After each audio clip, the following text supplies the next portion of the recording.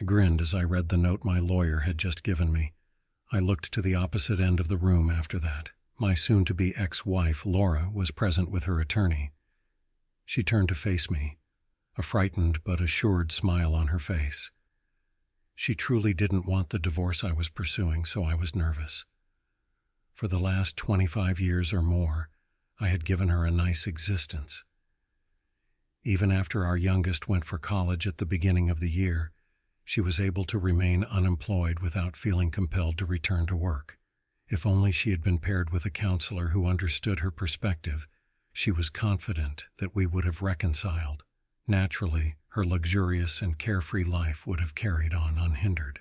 She had placed all her hopes on it. In fact, she was so sure of it. We were confident since our family court judge, Judge Reynolds, was in attendance. The notorious Judge Reynolds was reported to have an enormous collection of men's scrotums hanging on the wall of his office, making it difficult to enter. Throughout his entire career, he has never ever taken the side of the spouse, regardless of what the wife did. The aggrieved husband would cover all the utilities if he gave the unfaithful wife a house. Alimony given to non-working wives typically surpassed the GDP of a third-world nation. The former spouse, meanwhile, was forced to live in a shoebox at the county dump and wished he had more money so he could buy macaroni and cheese. Indeed, Reynolds had been a guy greatly assisted by many of the divorced men in our county for the last 15 or so years. Why wasn't he straightened out sooner by his irate ex-husbands? It might have had something to do with his own money, which he dispersed to nearby nonprofit organizations, typically via his stunning young trophy wife. Alternatively, the influential local Christian lobby might have provided him with support. In my opinion, the only reason he wasn't fired years earlier was because he might have possessed photos of a high-ranking legal official holding a sheep in a compromising position. Yes, Laura had good reason to be feeling self-satisfied at that very moment. The 150-pound Judge Jeffrey Reynolds stumbled through the side entrance at bench level and stammered towards his reinforced chair, which creaked loudly under his weight. The bailiff got up and yelled, "Stand up, everyone!" I grudgingly got up. After hauling his swollen frame from lunch to his bench, he appeared flushed. He gave the notes that were in front of him a quick glance before nodding to the bailiff. There was a lot of rustling of clothes as asses struck the chairs as he spoke. This is the continuation of Brown versus Brown, the Honorable Judge Reynolds presiding. When he gestured for me to get up, I might as well not have bothered. The judge smiled at me and said, "I see that 5 days ago you completed your last stay in prison, Mr. Brown. I see it was your 4th 30-day incarceration in the county jail for contempt of court. As I said at the time, I am opposed to this sentence. I believe that couples counseling is mandatory in any dissolution of marriage. Marriage is an institution blessed by God, and a person must mobilize every resource available to them to avoid breaking the heavenly union or incurring the wrath of God. Are you now willing to give your wife a chance to explain to you, under the guidance of a professional counselor, how you have failed her?" I nearly choked on the effort to avoid throwing up when he said that. Mother might have lost her cool and thrown something at this person. Instead, I made an effort to sound firm and powerful. "If after you and my wife hear what I have to say, you both still want me to participate in this counseling charade, I'll agree."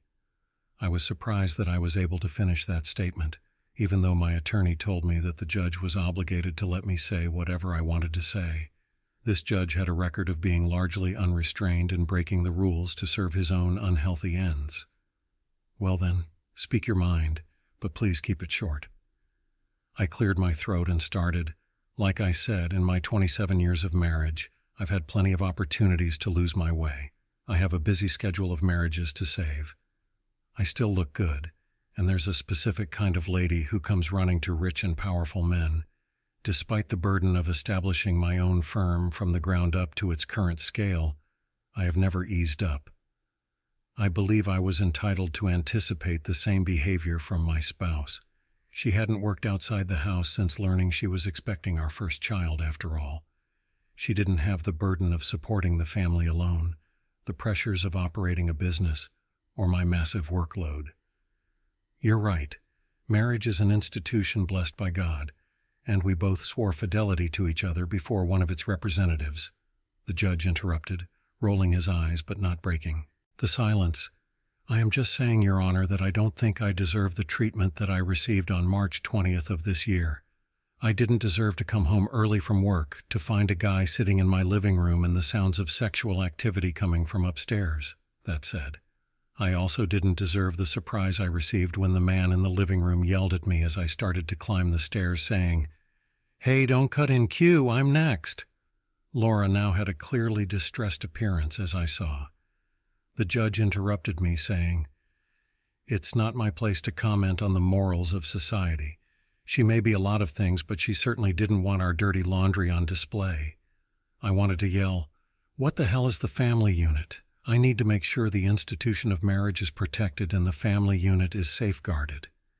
I shut up and sizzled with the good judge's stare, saying, "I also don't think I deserve to walk into my own bedroom and see my wife lying on her back with her legs around some young gym teacher's buttocks. Our kids haven't been home in a long time, and they haven't spoken to their mother since she admitted to her disgusting behavior. But I did that last time and earned the wrath of the judge and earned an extra 3 days in the cell. When I was instructed to walk downstairs and wait for them to complete, I can say with certainty that I didn't deserve that humiliation. The only thing that made my miserable life during the last 5 months better was recalling the horrified expression on that gym rat's face as I threw him down the stairs in reverse, followed by the irritated look when I dragged him away from my wife. Before I threw his clothes away, he had a broken collarbone and other bruises. I glared at the man who was waiting in the living room, and he bolted. He wasn't a witness because the cops still didn't know who he was. The judge angrily cut me off once more. "When is the court date for your assault case?" "As I have said 1,000 times, Mr. Brown, the actual conduct of the parties to a marriage is irrelevant," I answered. "At the end of next month, Your Honor. It is the principled approach that counts. I wouldn't care if you returned home and discovered your wife with the whole neighborhood football team. I would still stand out for her rights and the integrity of the marriage. I clarified that a counselor will handle all of this. Domestic violence can never be justified, not even against a man who assisted your wife in adjusting to your faults as a husband." The big man smiled and leaned back in his chair, enabling me to continue. "As you may know, I see it as my job to economically punish spouses who either don't participate in counseling or ignore its benefits. In my opinion, this is my right. After my wife's lover left, I had a talk with her that I definitely didn't deserve. She obviously thinks I'm a great husband and adores me. She is certain that she will have lovers in the future, though, because no man can truly please her these days. She said that I would either have to move on or file for divorce, adding, 'I'll be blown away.'" The fat man in the court chair couldn't help himself again, and the kid stopped talking to her because of a faint smile brought back to her memory of those words on tape. Her friend list also shrank multiple times. "I have repeatedly stated that the actions of your wife, both past and present, are not relevant in this situation. It is my responsibility to do everything in my power to keep the marriage from disintegrating and to make sure your wife has enough money. I think your marriage can be saved, and all your wife wants is for you to be back in her arms. I'm going to burst that bubble. Women can do no wrong. It had nothing to do with money. She just had needs. I warn you again, if you do not participate in the counseling I have ordered and return to the duties of a husband, the award I will make to your wife will be much higher than your attorney is suggesting, and you will go nowhere. As I previously stated, Your Honor, I will grudgingly comply if my wife decides to attend counseling even after learning about the arrangement I am offering. However, let her know that this offer has an hour left on it. The counseling won't change anything, so we go there if there isn't a signature within the hour. Her eventual compensation will, however, be less than this offer, even after accounting for your renowned choices. I do hope you would not degrade the great institution of marriage by reducing it to a value expressed in dollars and cents. Having stated that, what do you have to offer?" At last, my lawyer stood up and stated the terms of our agreement. My client will give Mrs. Brown ownership of the Brown family home, paying all government fees upon said transfer. 90% of the total amount of all bank accounts opened in Mrs. Laura Brown's and Mr. David's joint names will be transferred to her bank account of her choosing.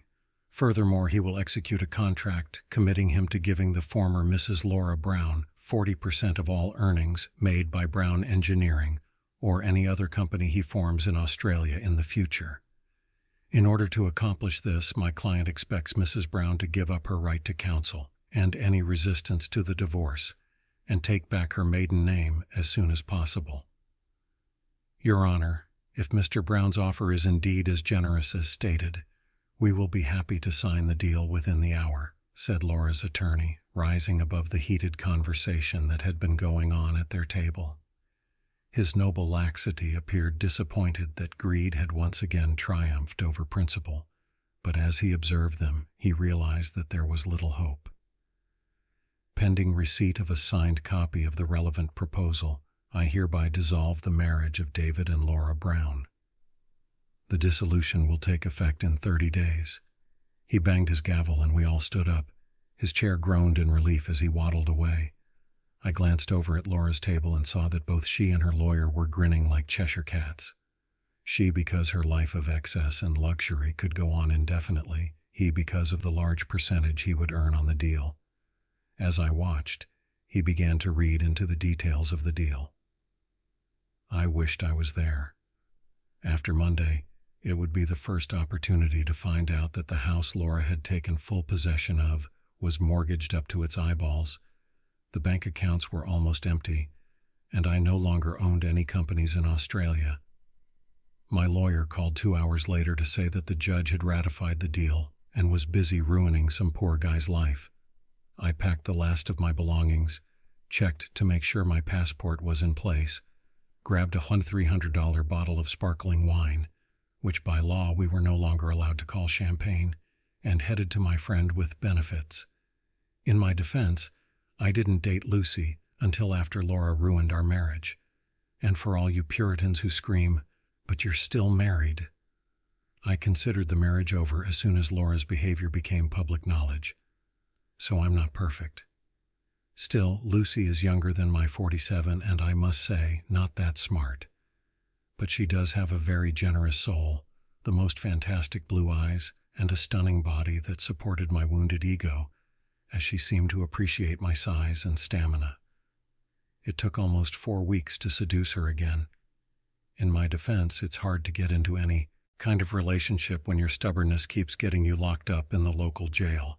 After I tasted her charms, she really wanted more of mine. As soon as I heard the deal was done, I called her to see if I could come. She said she was free at the moment, but had another appointment around 7 a.m. I knew she couldn't always stop drinking, so I didn't open the bottle until we were in bed. With her walking naked to the refrigerator, I returned to the bedroom with the expensive bottle and 2 glasses. Lucy giggled from the 3rd sip from the first glass to the bottom of the 2nd.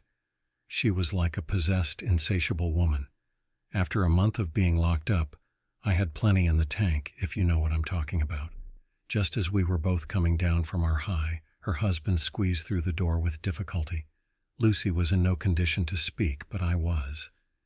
"Hello, Judge Reynolds. Greetings from home. I was just helping Lucy adjust to your shortcomings as a husband. I wasn't in the country to file an assault charge because I now live on a tropical island that doesn't have an extradition treaty with my country. The fact that I delayed the legal process allowed my attorney's partner to finalize the preparations for all the cases as I wanted. My business was sold to a company with a Swiss address for a small fraction of its value. A thorough search of international records might have revealed that the new owner was my brother, but I'm pretty sure my soon-to-be ex-wife didn't have the resources to trace things that far back. Most of my other assets have been sold, and the proceeds, along with the bulk of our bank accounts, have been transferred to company accounts or placed in a secure trust for my children's education. They will both be able to go to the most prestigious universities at home or abroad, and they will have money left over. Of course, Laura would get half of what was left when their education was completed, but since it would be at least 5 years before that time, I personally didn't care. The downside to my new home was that I was also unable to attend the assault hearings for Judge Reynolds, or should I say, former Judge Reynolds. After the shock of catching me in bed with his wife had passed, he pounced on me with fists. Lucy, a little stupefied by the combination of alcohol and my caresses, tried to come between us. He knocked her down with one meaty elbow. I let him land one blow on me before I brought him down with a knee, to the groin. It looked great on the footage from the camera on the bedside table. He was expelled from the Law Society and jailed for 2 years for assaulting Lucy. After becoming an embarrassment to the entire local legal community, the judge who sentenced him refused to place him under any special type of protective custody other than general prison. His reputation and the fact that he was a former judge guaranteed that he would have no friends among the prison prisoners. Fortunately, he was so unattractive that even Bubba left him alone, but he was constantly harassed and picked on. Of course, the media pounced on the story of the judge's death like sharks attacking an injured diver, and Laura's story was splashed all over the national media. They continued to hound her until she lost her home, unable to pay her debts for even a month. I became a little infamous, like Robin Hood or Ned Kelly.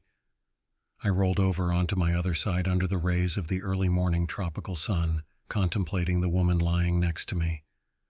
Was today the day I would bury my face in that gorgeous clay? The kids are coming to the island for the 3rd time tomorrow, and they are very attached to Lucy. If I hurt her sweet, innocent spirit, they won't forgive me.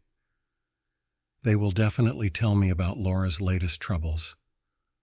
I already knew that she had lost her house, moved out of our neighborhood out of sheer humiliation, rented a 1-bedroom flat while working as a waitress, and turned 20. The kids tried to talk me out of forgiving her when they came the first time, but I showed them the V Lucy grinned before opening her stunning blue eyes. After all, Jeffrey Reynolds had become a shadow of his former self by the time he was freed, and he lived a reclusive life until his untimely death 5 years later. His grave is a popular urinal for divorced men with unresolved anger issues. Enough negativity. Let's get started with our day.